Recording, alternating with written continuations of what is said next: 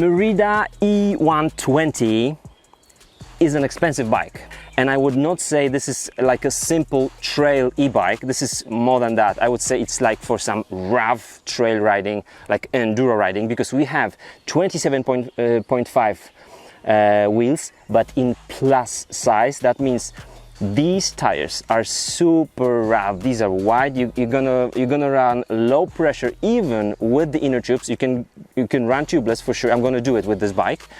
But it gives you so much handling, so much grip. You can do amazing stuff in the terrain.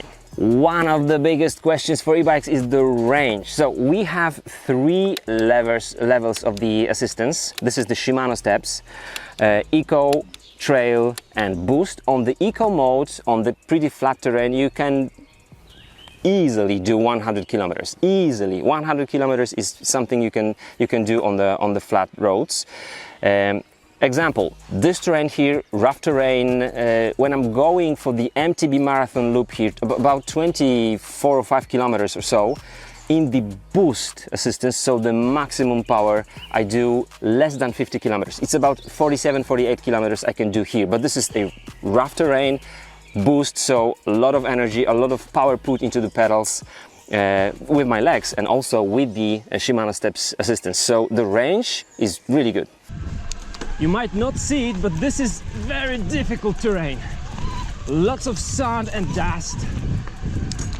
But a couple of words about the mode. So I'm now in the Eco mode and it's already giving you much more support. I mean, you feel like lighter going up the hill than when going on the super light bike without the electrical motor. Then when you switch to trail right now, you feel just higher speed, a little bit more assistance. But then the Boost, you see, okay, it tries to push me up to 25 kilometers per hour no matter the terrain. Of course, on the very steep climbs or super technical like this one, it won't be able to do it, but you feel a lot of difference. On the flat roads, you're not gonna see the difference because at 25 kilometers per hour, all three modes will work pretty much the same. Let's see shortly the competitors for Merida eONE-TWENTY. This is our Yellow Bee, the price about $5,500 or 4,600 euros. 27.5 plus wheels, full suspension, dropper post, Revelation in the front, Deluxe in the rear. The next one would be High Bike S-Duro Full 7 10.0, a little bit more expensive, about $6,000. The motor will be from Yamaha, suspension pretty similar, but the option of having two chainrings in the front, which I don't really think would be that useful on the e-bike. The next one, Trek Powerfly. Here we have the Bosch system, lower components, especially when it comes to the fork. This is the Recon, not Revelation. So all in all, Trek will have lower components comparing to the price, $5,200. And finally, futuristic looking BH-ATOM-X. This is not Shimano, this is not Yamaha, not even Bosch. This is the Brose system. Similar components, suspension based on the Fox brand. And these would be the models I would compare against our Merida eONE-TWENTY. The look of the bike. So the gray matte paint looks awesome. This is our workhorse on the Sick Biker channel. But when my wife saw the yellow stuff, she said, this is going to be the Yellow Bee. And that's how we call it. This is our Yellow Bee. I don't like the yellow that much, but the bike is really lovely. Another subjective thing is the travel. We've got the 120 millimeters of travel because this is eONE-TWENTY. It feels like much more. The kinematics is really good. The travel also feels like more because of the plus size tires, but you're gonna be jumping on this bike, you can do a lot of stuff. it doesn't bother you when you set a lot of sack, when it's soft and you pedal, it works pretty fine. And when we add to it the really gentle assistance from the electric motor, it works perfectly. There is one thing I would like to have on this bike and it's not there, and two things I would change.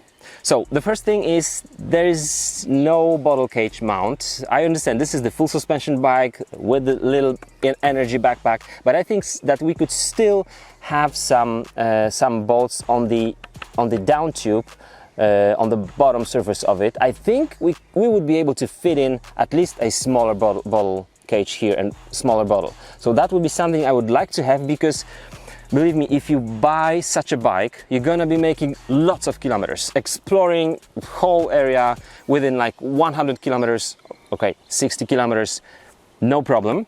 I'm just using some Tax bottle cage under the saddle, and it works fine. The second thing is that we've got here some SLX XT mix. So we have the XT rear derailleur and the SLX shifter.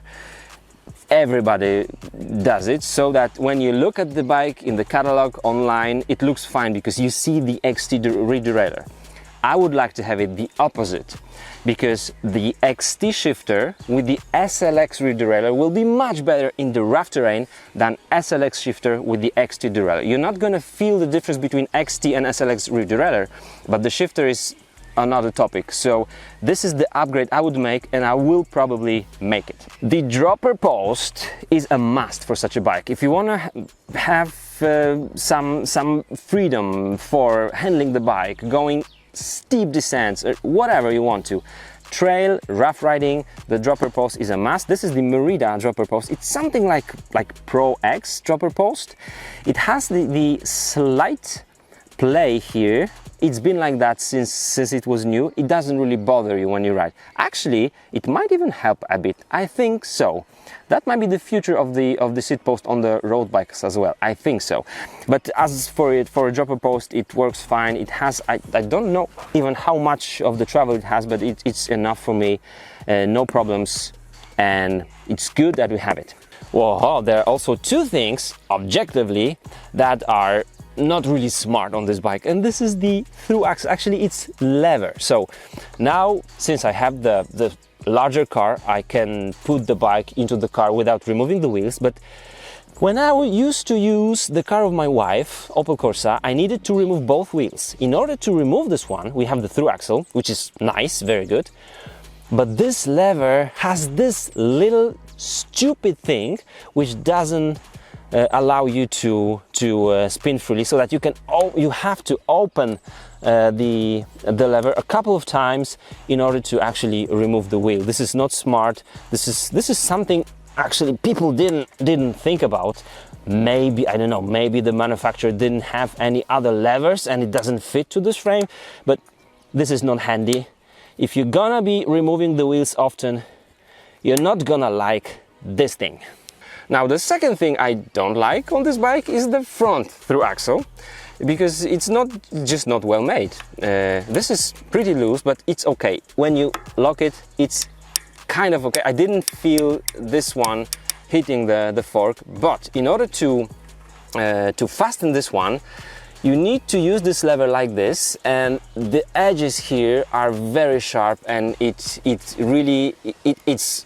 cut my finger really badly. And also, as you can see, it is like too soft material. It's already bent. So assembling the front wheel is kind of tricky now with this, so I don't like it. And I think that this through axle isn't too cheap, so I'm not going to be replacing this one. Just don't like this design. So let's sum up just once more. If you only try to test such a bike for a couple of days, I guarantee you two things. Number one, you're gonna have a lot of fun, and no trail in the forest in your area will be boring anymore. And the second thing, you're gonna explore all the areas wherever you're gonna go, wherever you live. With such a bike, it's an amazing experience.